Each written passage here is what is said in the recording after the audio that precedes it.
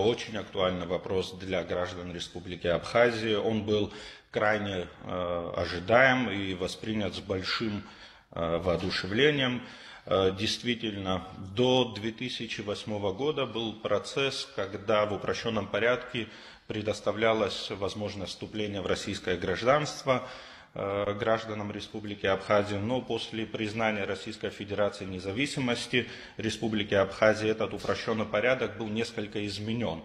Продолжали получать возможность вступления в российское гражданство граждане, не достигшие 18-летнего возраста, в случае, если один из родителей или опекун уже состоял на тот момент в российском гражданстве.